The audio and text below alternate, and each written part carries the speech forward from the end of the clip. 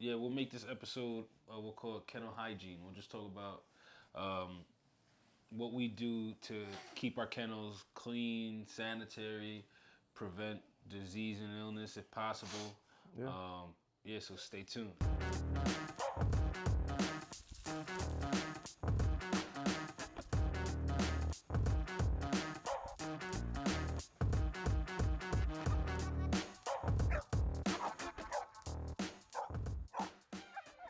All right, guys. So we're here.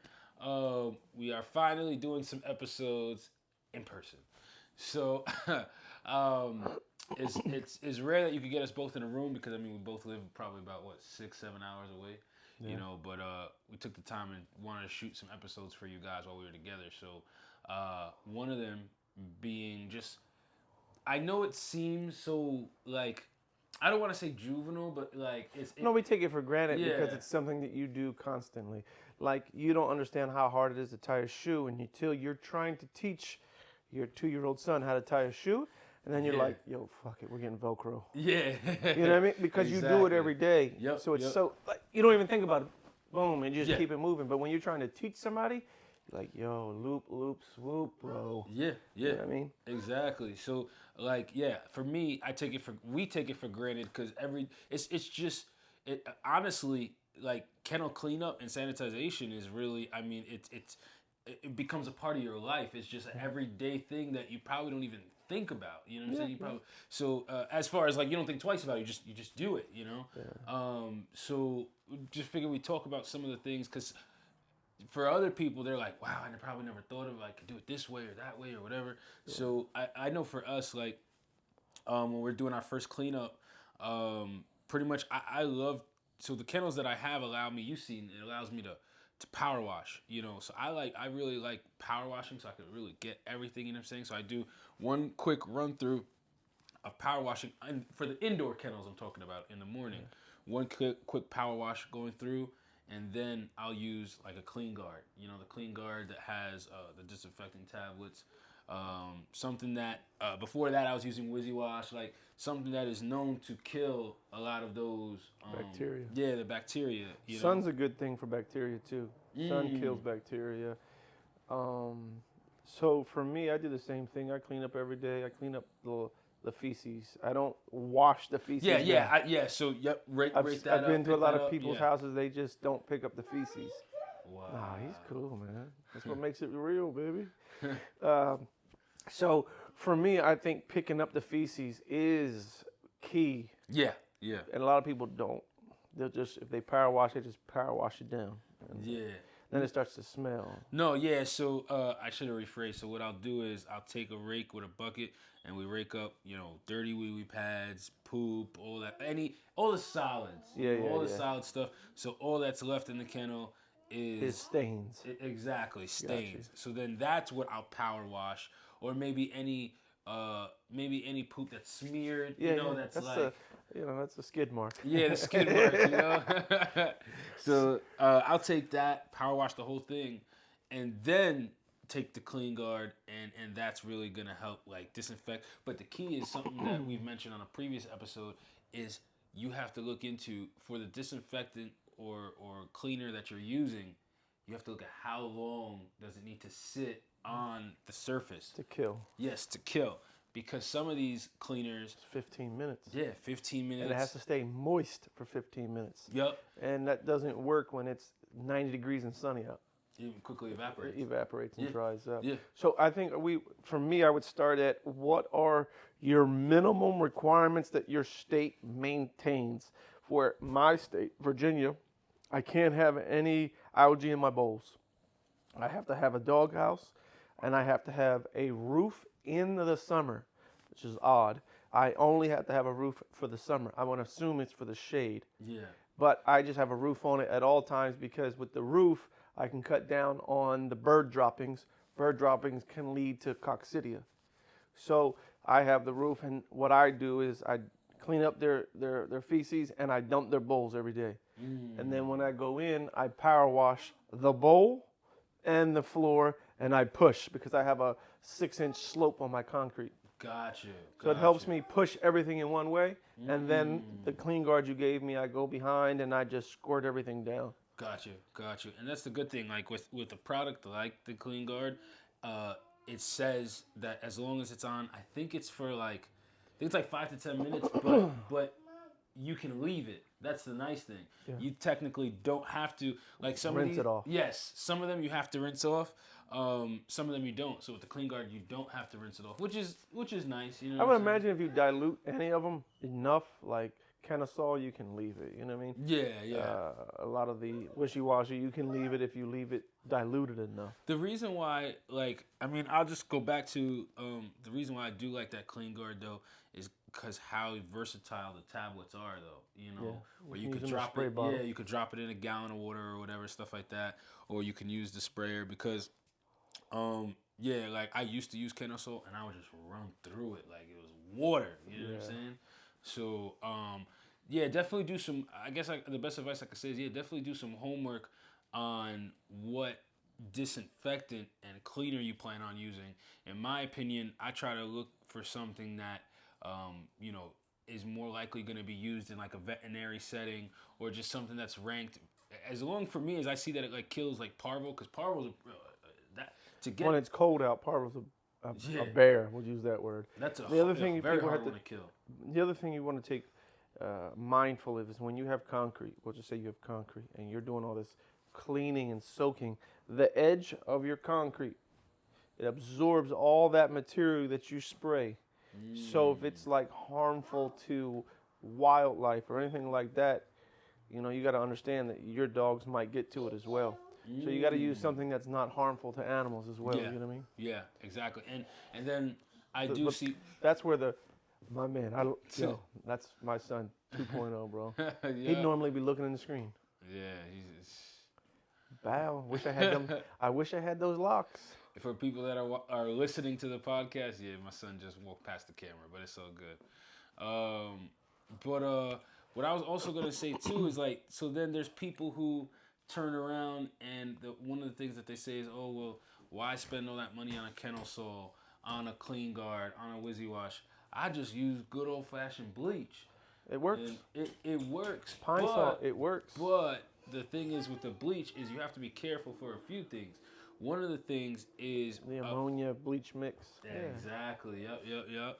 So sometimes some people will take the bleach and then when they're like trying to pour it over things that got piss or whatever the case it may be, gets a crazy bad smell. Oh, I think it's mustard gas. That's what it makes. But I mean, the thing is, it's not. It's like bad for your health too, no? Yeah, it's not good for you. But the thing is like the cleanliness. It goes back to one of our other episodes where cleanliness, it attracts customers.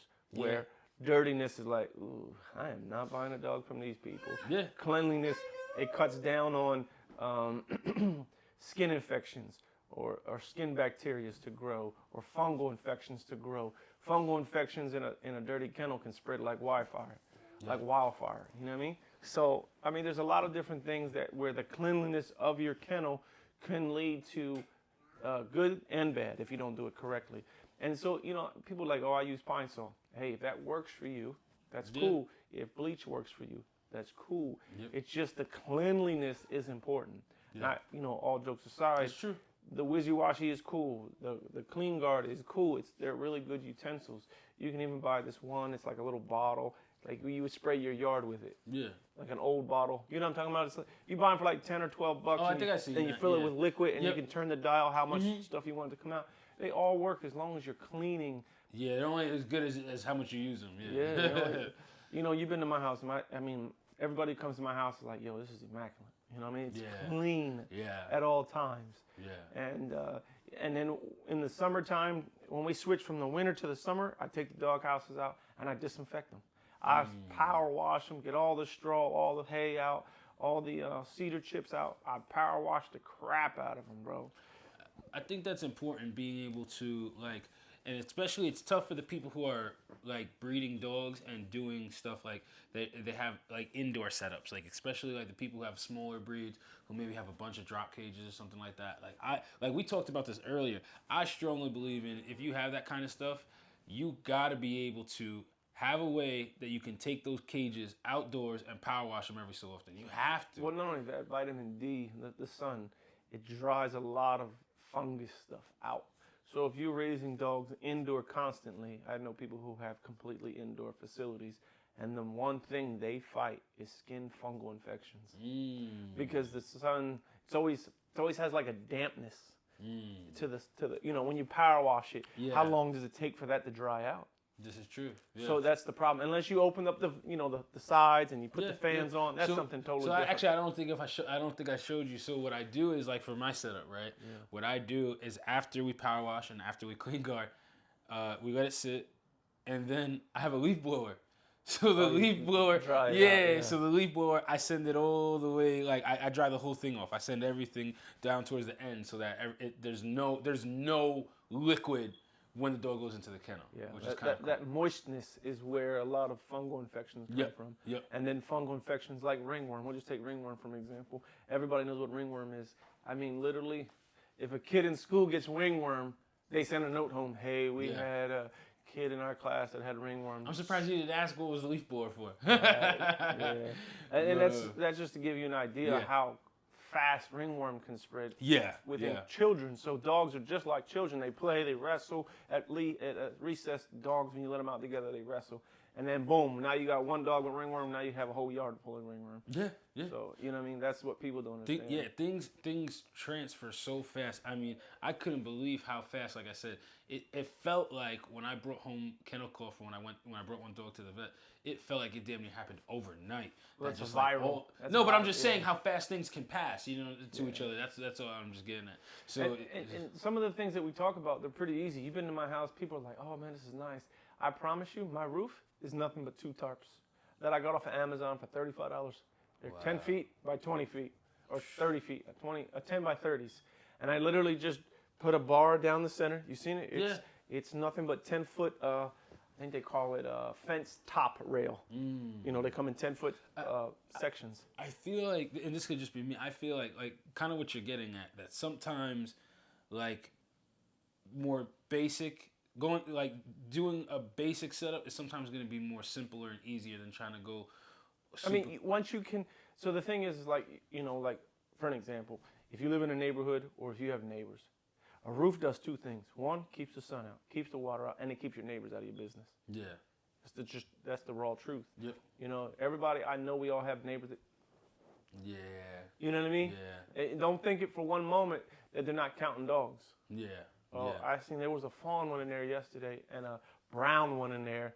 Now there's 2 black ones in there, so that's 4 tally. Yeah. And then like I said, knowing the laws where you live at is imperative because I've been in states and cities like I used to live in Atlanta, and then my guy who lives in Fayetteville County, I think it was, he could only legally have 3 dogs. Wow. Could not get a license, and the dude had like 10 acres. Wow.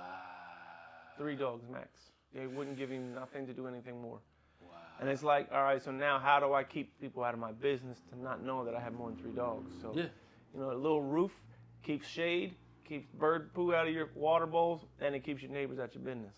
Yep. So it's more than just one trick pony, you know what I mean? So, 100%. And it's an easy fix. That's something really easy. You can just put a bar across, drape a damn tarp over, and get those bungee cord with the balls on the end. Yeah. And that's all mine is. It's simple.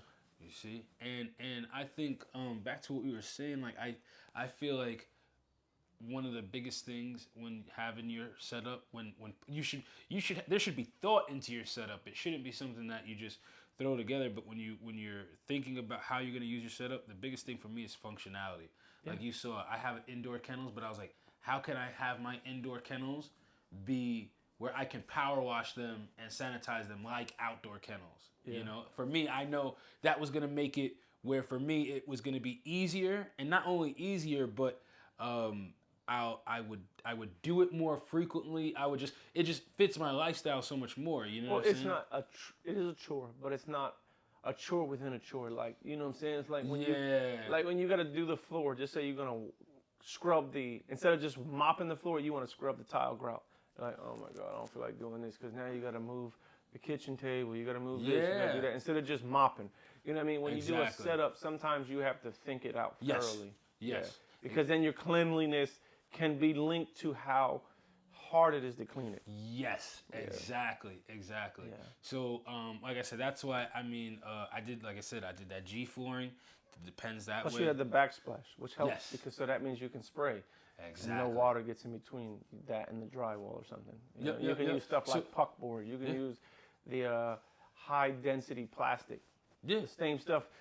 For people who don't know what it is when you go into a restroom, a public restroom, you see that white stuff that you can scratch your nails on, and that's waterproof. That's to avoid little kids or people who can't aim, I guess, that hit the wall. And they can wipe it off and shoot it off, and then they seal it. They actually seal it with caulk. And that G flooring that I have in there, I mean, they use that for like garages and hospitals and stuff like that, schools.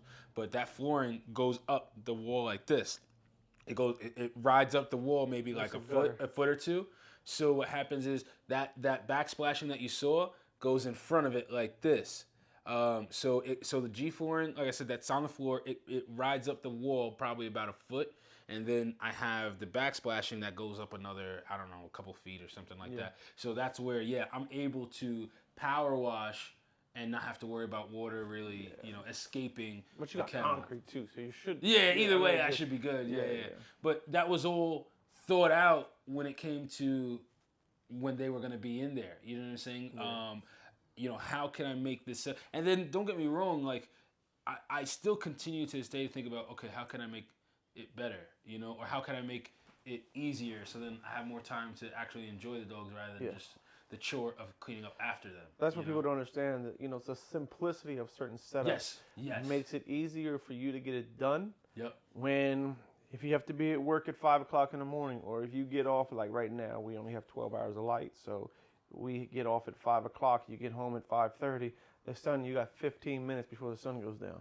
Yeah. Because it's wintertime. Yep. So I'm just like, all right, cool, man. Let me make this setup fast enough to where I can clean 20 kennels, poo, waters, and food in under 20 minutes.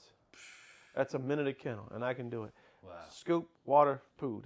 Scoop, water, food. Bro, I can do it all, man. Yeah, see? And then if I want to power wash, that's extra right now because, I just want it to be clean. Yeah. And I'm not saying that you have to power wash every single day and, what is it called? Spray guard, clean guard every single day, but, you do need to clean up the feces every day. That's true. And I mean, for yet again, it all comes down to your setup. And I think, like you said, how quick and easy you can do it. It makes or breaks people. Yeah, exactly. Because a good setup will make your life easier. It will make your life, because a lot of times, not everybody is fortunate as me and you, where our significant others are really into the dogs with us. Yeah. It's like, we got these fucking dogs. We gotta wait for Dad to go clean up shit. Yeah. You know what I mean? We can't leave yet because Daddy gotta clean kennels. Yeah. It's an ongoing fuss between a husband and a wife. Yeah. So if you have a kennel set up where it's really easy, like, hey, let me just go feed the dogs this morning, and when we get home, I can just scoop poop. You know what I mean? Like prime example is I know you're not a big fan of the drop cages. No. I told you I don't like the drop cage. That's why you saw there's virtually no dogs other than one dog in the drop cage, and that was because she tears everything up. Yeah, she tears everything up, even the kennels. So, but as you saw, I didn't have wooey pads or none of that stuff inside of it because the way I even have my drop kennel set up is that it has the flooring underneath to catch all the water. So at least I can quickly clean it easily and effectively I just quickly take all the solids out and then just power wash the crap out of it. Since I'm already right there, I just clean guard it real quick, hit it with the once it sits, hit it with the blower to let it dry off, and then just suction out the water on the floor, and I'm done. It's quick and easy. So that's the only reason why I'll even use a drop cage. But a lot of people do it the I don't know if you want to say it the regular way or I guess the way they were intended, where it's like they got I know of people who got wee pads, then kitty litter on top, so it's like for the smell, and like then and then they have the grids, and it's just like I just don't like them because of the grids. I wouldn't. I don't like it because of the cleanup. I can't imagine walking on that every day, all day. That's just like I've been to people's houses, and I'm not, I don't judge anybody. I'm just like, man, that doesn't look comfortable. You know, where they have like the wire cages with no bottom. They don't have that plastic piece for the dog to lay on. No bottom. No bottom. So that dog is laying on a piece of metal. Wow. You know what I mean? Like I've don't get me wrong. I've done dogs a long time. One, I don't like those kind of kennels because when the dog shakes, the dander goes everywhere. So I prefer a plastic enclosed crate. So their dander stays in there with them. Yeah. One, two, when they do chew them up, I don't know if it's right or wrong. I get a piece of plywood and put it back. But here's the thing with the drop cages, and yet again, like some people, maybe it works for them. For some people, maybe it's all they can start with. Whatever the case may be, I'm not judging. I'm not here to judge. I'm not judging. But, I just don't like them because I don't like how it splays the feet out. That too. But what I also don't like, and that's why I had one in here, and it looked nice, and it was clean and maintained and stuff like that. I had one in here, and I immediately took it out because I realized that it does a good job of the piss going on the wee pad, but that's the problem. Now the puppy thinks it's okay to pee in there, and it's not gonna get like the crate doesn't get the concept of using the bathroom outside. Exactly. And that's why we have she's there. So so that's why she's I have we have the Borble right now in the crate right now, and exactly I quickly swapped it out. I put that one in there, and she's understanding that I don't want to pee in this crate because I'm gonna get piss on myself. Yeah. So let me that's the outside. Concept. The concept they say is dogs don't use the bathroom where they sleep. Now, anybody who's done dogs long enough knows that's a damn lie. But they will try to refrain from it. Yeah. That's why if you make some people think it's inhumane, some people think it's wrong. You make the space that they need big enough to stand up and barely turn around, they will refrain from using the bathroom in there. Yeah. Unless they're just downright dumb or nasty. And the other thing too is like I've seen and I've realized firsthand, like dogs that are raised in the drop cages versus not, I find that the dogs that are in the drop cages are more inclined to be dogs that now they have a hard time transitioning to being someone's pet because they're used to pissing and peeing and pooping where they sleep. Even if you have kennels, if you notice, you'll get like most dogs, they have the same pile every day in the same pot. They don't poop here, poop there, poop. No. I mean, puppies do, but when they get about 2 or 3 years old, there's a pile. This is so-and-so kennel because there's going to be a poop right in the beginning on the right-hand side. Yeah. This is so-and-so's kennel. She's going to poop back by the doghouse. So they kind of get this routine, and if you build the routine for them to use the bathroom in their crate because they're not going outside enough to use the bathroom outside, that's where they're going to use the bathroom. Yeah. So like you said, when you try to give it to a pet home or when it goes to a pet home, he's like, I'm supposed to pee in this crate, not out on the grass. Yeah, exactly. You know what I mean? And I mean, keep that grass nice. I'm supposed to pee inside. Yeah. I mean, but it is. Again, we'll just go back to cleanliness. For me, it's cleanliness. They say cleanliness is next to godliness. Yeah. So if you can keep your kennel clean, your customers will be happy. Yeah. Because when they come, they're not disgusted. Yeah. I mean, think about that. When you are going to buy something that you've spent a good substantial amount of money for, that you're wanting to be proud of. Like normal cars, like if you want to go buy a Lamborghini or even a fucking brand new Honda Accord, you don't want to look like you just bought it from a damn junkyard. It's true. You don't want to go to a junkyard unless you're flipping them. That's a total different thing. But yeah, we live in a very visual society. So the person's going to see the first thing, you hear what I just said, actually. The first thing that happens when they come to your house is what they're going to see, how the dogs look, how they're maintained, so on and so forth. So they're not going to care if it's we have to physically be attracted to what we spend our money on. Exactly. And that's what people have to understand. So when I come to someone's houses and the dog's living in a little drop cage, has sores from sitting in its own feces, I'm promising you ain't getting my money. But I'm not judging you. I can just choose to spend my money elsewhere. Exactly. That's it. I don't care. some people, they'll judge. I don't judge because I'll never forget where I came from.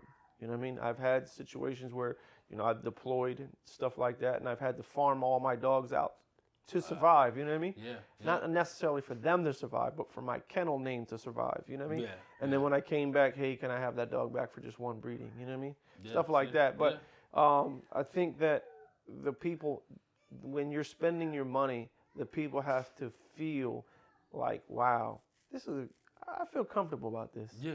Yeah. And that's just how it is. You know what I mean? When you go and buy a Frenchie, or you buy a Boer, you buy a fucking, I don't know, anything, even something you're trying to buy off of Facebook Market. If you know that it's $20 and it needs cleaning, that's one thing. But if it's exactly what you want, like we'll just say like that big wheel for your son, you know exactly what you want. It's $200 in the store. It's $180 right here. It's clean. I'm gonna buy it. It's used. But if it was, $180 and it looks like it's been sitting out in a creek for the last 2 years, you're gonna be like, bro, I'll just go pay the extra $20 and get it brand new in the box. Exactly. Now, if it was $20 and it looked like, all right, I just need to power wash this joint, you'd be like, all right, I'll give you $20 for it. Yeah. But you see how I devalued that $200 thing to $20 because of how dirty and nasty it looked. Exactly. So I mean, and I think like a kennel is also like your setup to a degree is a reflection of how you. I think it's a reflection of you. And that's what people don't understand. So if they're gonna be like, oh, he's dirty, so this dog's about to be nasty too. You know what I mean? Like, because those habits are ingrained. Yep.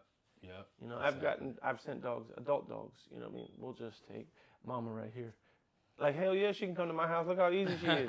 You know what I mean? She's chill. She laying on her bed. Yep. Yeah, she can come to my house anytime she wants. Yep. This is what people want to see when they're buying pets. Exactly. They don't want to see a dog that's going to piss and shit all over itself. They be like, I don't want that in my living room. Exactly. So anyway, guys, so we just figured we'd do this episode. We hope the information is helpful. I hope it's useful as always, guys. Yeah, you can see Mercy just chill. She just chills all day. So anyway, all right, guys. We'll see y'all on the next episode. All right? Deuces.